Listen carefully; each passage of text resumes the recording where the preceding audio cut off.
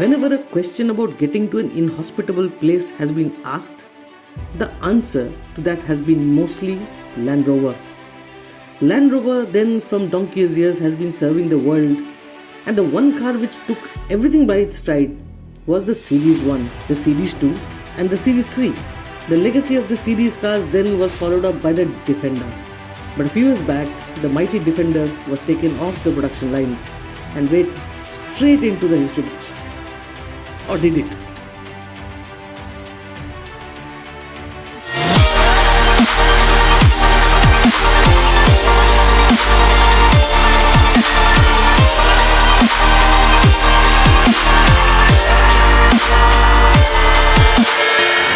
And here we have it, from that utilitarian SUV which could do farm work, which could haul eggs and things like that, to this, the modern day Defender is nothing short of being a Goliath on the roads. Now, as you can see, this massive vehicle is a rather exciting one, and it was about time that I showed you what was outside, and then I will take you inside where you will actually realize how big the new Defender is. And before we do any of that, do remember to hit that little subscribe button and the little bell icon as well, because we get really exciting content on Auto Today YouTube channel. Straight off the block, the new Defender features design cues from the older model. It looks modern, yet nods to the past. The boxy front end, complete with the round headlamps on the fenders, all scream old school, but the lights feature modern technology and offer a brilliant beam. The lighting panel flanks the big grille atop which sits the badge announcing its legendary pedigree. Needless to say, the sophisticated front end has a hint of the Range Rover in it. In profile, the boxy design continues to impress. This is the 110-inch long wheelbase version, and one can clearly spot the massive ground clearance. The clearance gets further enhanced by flicking a switch on the center console, where the air suspension lifts this behemoth a few more inches. It is also apt to mention here that old Land Rovers were mountain goats, and what made them so was a tight ramp and departure angle. We are happy to report that the new Defender 2 offers the same and can climb rather easily. Further to the usual fixtures, the Defender can also be fitted with a barrage of goodies, which include side boxes, ladders, roof racks and so on. Overall, the new Defender is a stunning looking thing on the road.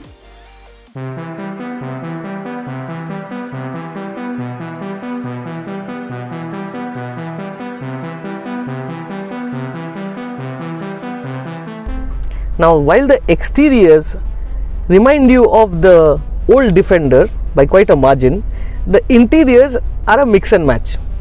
Now, what the designers have done is blended the old with the new.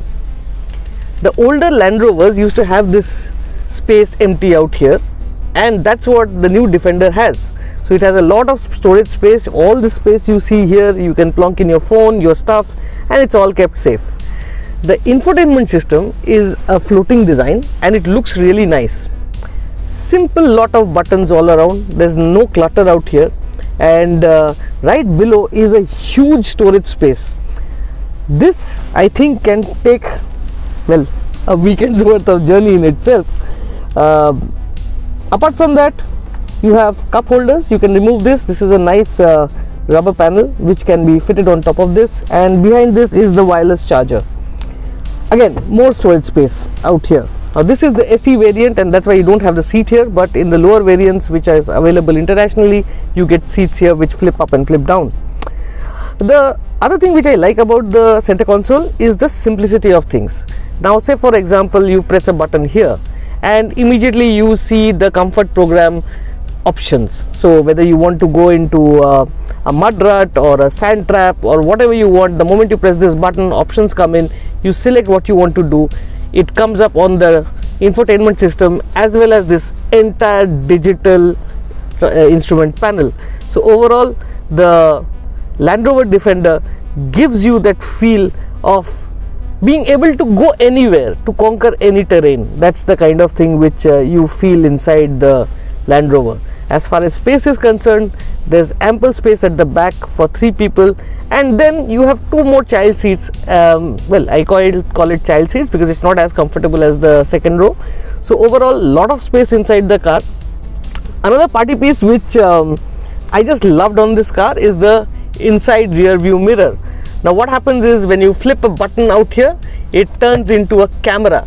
So there's a camera at the back which is beaming feed into this rear view mirror, and you can adjust it by pressing a couple of buttons here. So if you want a wider view, a higher view, you can press the button here. You can also change the brightness settings of this thing, and then when you want to go back into the normal mode, you flip a button like that and it's back into a normal mirror. Now how it comes handy, because the rear visibility on the Defender is not so good. The huge tire sits at the back right in the middle, and then there is the center headrest. So overall the back view is not so good. So the moment you flip this, the camera comes on. The camera is outside the car, and hence the view is just perfect. Overall, this is a nice place to be, and I just can't wait to get it off-road. That's what the Defender is all about. And after we do a bit of highway runs and city runs, we are going to take it off-road, and it's going to be epic.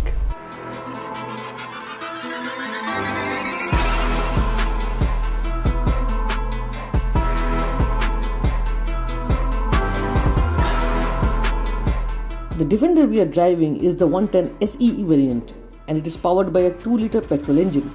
The motor checks out 300 bhp and 400 Nm of torque. The motor is mated to an 8-speed automatic gearbox, which sends power to all 4 wheels using a sophisticated 4-wheel drive system. Now 300 bhp does not sound much, but let's get to the driving bit and check out if it is enough to power this 2-ton behemoth.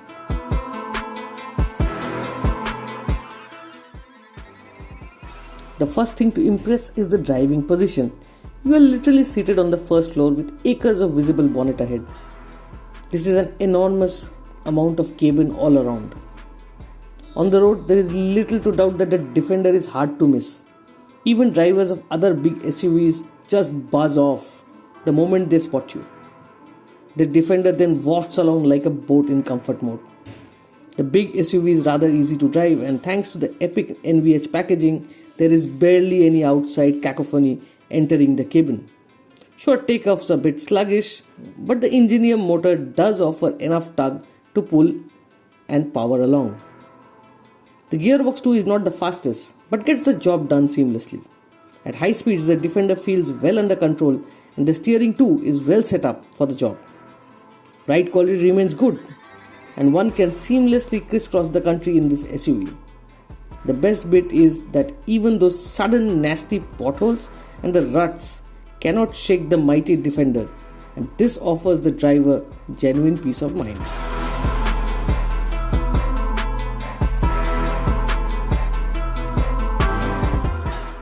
Now for the question which everyone has been asking, which is how does the Defender perform off the road?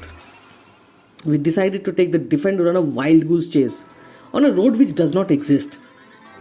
We decided to try and get to the banks of the river Yamuna as the crow flies. As we turned off the tarmac, the road ahead first threw up a deep sandy patch.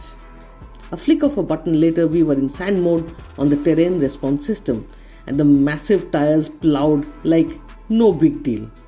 A lot of sand could be seen flying off at the back, but inside the Defender, we were enjoying the rather neat audio system. As we continued through the ruts, we could feel the articulation, and at times 2 wheels were clearly in the air. But the Defender kept going. We were now surrounded by agricultural field around. This meant that up ahead we had to negotiate tractor trails which sure looked sinister. The muddy ruts were deep, and this called for a race. A flick of a button later, the Defender was set at off-road heights, and the thing just plowed on. The massive ground clearance meant that the underbody was kept safe, apart from the fact that it got really muddy. The Defender just kept going, much to the amusement of the locals. With the Yamuna in sight now, we were confident that we would make it. But up ahead was a rather steep obstacle. Thanks to no roads, we had to drive down it. This is where the tight ramp and departure angles came into play. The ground clearance was such that in spite of being a long wheelbase vehicle, the Defender inched down the hillock with ease. It was an epic drive. We were now on the banks of the Yamuna. The Defender then, quite simply, is unstoppable.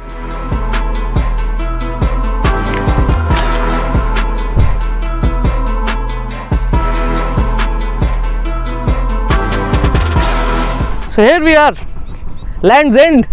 Well, as far as NCR is concerned, we've come to the banks of the Yamuna, and the Defender has come here. And as you saw, there was like literally no road. We were on a beautiful expressway just before this, where the Defender was wafting along like a luxury SUV, and then when the roads disappeared, it morphed into a go anywhere vehicle. That's what Defenders are, and I am happy to report that that's what the 2020 Defender is.